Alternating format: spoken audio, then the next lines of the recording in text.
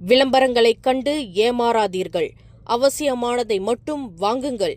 பயணீட்டாளர்களுக்கு பிரதமர் அன்வார் அறிவுரை. பயணீட்டாளர்கள் எதையும் வாங்குவதற்கு முன் விளம்பரங்களால் ஈர்க்கப்படாமல் சரியான தேர்வையும் மதிப்பீட்டையும் செய்ய வேண்டும் என பிரதமர் டத்தோஸ்ரீ அன்வார் இப்ராஹிம் வலியுறுத்தினார். கோத்தகினபாலுவில் நடைபெற்ற தேசிய பயணீட்டாளர் தின விழாவில் பேசிய அவர், தேவையில்லாத பொருட்களை ஆடம்பத்திற்காகவும் உணர்ச்சி வசப்பட்டும் வாங்கும் பழக்கத்தை தவிர்த்து குடும்பத்தின் உண்மையான தேவைகளை அறிந்து புத்திசாலித்தனமாக செயல்பட வேண்டும் என்று கேட்டுக்கொண்டார்.